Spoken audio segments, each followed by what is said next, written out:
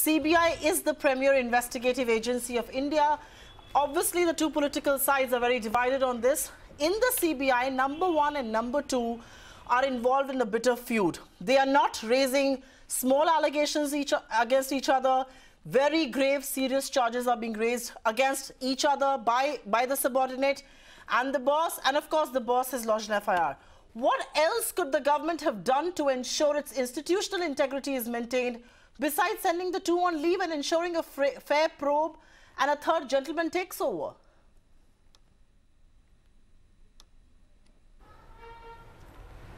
See, your voice is a little unclear, but I've got the gist of what you're asking.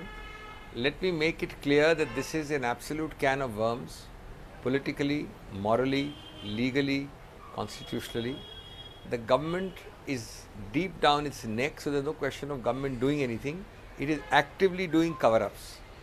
I made 6 or 7 points, and we can elaborate on that. The points I made were, first and foremost, this is clearly a de facto removal, suspension of a CBI director, so that the government is able to control the CBI, undermine it, weaken it, and also protect its blue-eyed boy.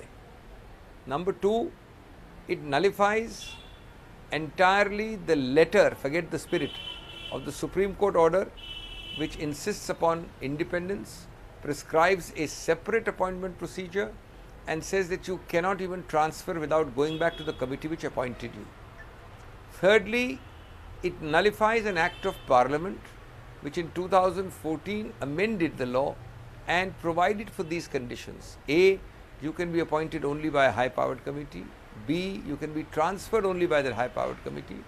And certainly you have the power to remove, but go back to the high-powered committee. Fourthly, there is also a very great big text and subtext of what I call today Rafale-omania. There is a fear that on appropriate complaints filed, somebody may register a proper FIR or complaint on Rafale. And there is much to hide in this government on that front. And that is what you are seeing. Also, 2 other points and I am done. It's a strange case of the accused being supported and the prosecutor being bullied. The prosecutor is the CBI director, one third of the agency is shunted out to Andamans, and the accused, number 2, is being supported. So, and most importantly, there is a fraudulent equivalence, a false equivalence created. The allegations against number 2 are old, they are from 2014, and now they have been converted into a 164 statement before a magistrate. The Chor makes an allegation against the Kotwal, and the government says the allegations are equal. The allegation of the Chor and the Kotwal is both equal. Well, where was the allegation against the director when you appointed by the high-powered committee hardly a year and a half or 2 years ago, year and a half ago?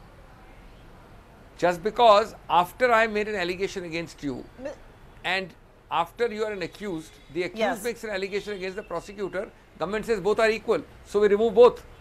Okay. And lastly, it's a figment of the imagination to suggest that the CBC has any such power to remove you, to appoint you, to disappoint you, to suspend you, to take you on leave. The CBC has no such power under Section 8 or elsewhere. It is only a power to superintendence over the CBI. There is no question of appointment, disappointment. That's another fraud by the government. But Mr. Singhvi, I will quote the finance minister here, and he very categorically stated that the question about CBC's power is irrelevant because CBC has invoked its power under Section 8 of the CBC Act 2003 of superintendence over CBI functions in cases of corruption or matters related to Prevention of Corruption Act 1988. Why is the CBC wrong? And the government has simply passed an order to enable the CBC recommendations from coming into force. The CBC, as being superintendent of the CBI, should have the authority to ask for a fair probe. And the fair probe, one presumes, can happen if both people who are facing serious allegations make way for independent agency.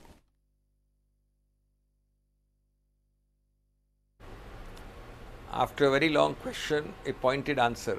Can you show me any part of Section 8 of the CVC Act which allows the CVC to appoint, to remove, to transfer? Obviously, you cannot. So, where is this gyan coming from? This gyan is intended to confuse, confound, derail and digress. Secondly, the CVC Section 8 says you can superintend the CBI Director. A separate act says, the CBI Act, that he shall be appointed by a committee's recommendation and he shall not be transferred and he shall have a fixed tenure. Now, the CVC Act does not override that act. There is no notwithstanding clause. The CBI Act is amended in 2014. It's a later act. It's a specific act.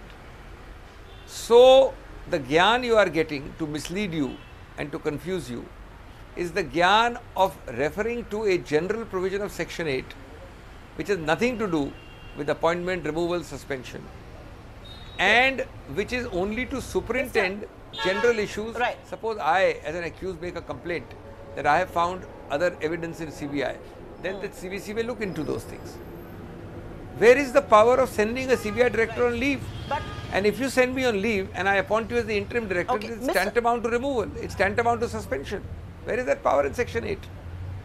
That's another fraud. Just like the fraud of equivalence. Mr. Manu Singhvi, I am not going to... Okay. I filed an FIR against Mr. Manu Singhvi, I am not going to get into a legal... Mr. Manu Singhvi, I'm not going to get into a legal duel with you. I will not risk doing that. But I will ask you a more pointed question. And both you and your party have all day said this is what you call the Rafale-mania. Apparently, the CBI director was about to launch a PE into Rafale, and which is why he has been removed. There is no evidence to prove anything. There is no evidence just yet. There is no evidence that you've proved, you've put on the table either. In absence of that, isn't this mere political conjecturing?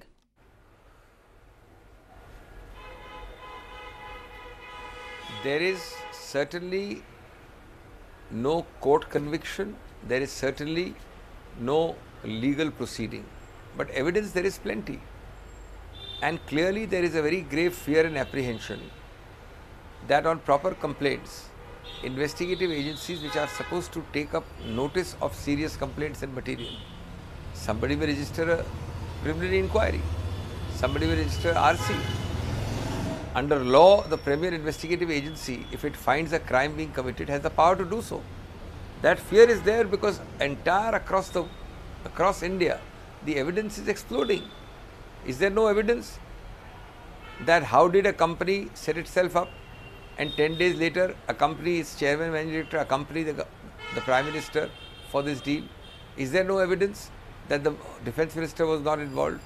Is there no evidence that the Foreign Secretary said that we are not doing anything like this in France? Is there no evidence that the only company you could find when you searched India with a candlelight of 125 crores was a company which was teetering on the brink of extinction by debts of over 30,000 crores? What is all this? It's all evidence. So you are scared that on this evidence, some premier investigating agency or some appropriate instrumentality may register a case. Mr. Manu Singhvi, I have two last questions to ask of you because I know you're short on time and your time is extremely precious this evening. But if I may ask you a very direct question. In any case, the measures that have been taken, and the government has been on record to say these are interim measures to ensure fairness in a case. Forget about the director, forget about the special director. Can two men who are facing allegation be the supervisory authority of an agency that's probing them? Is that fairness? Is that what the legal provisions say?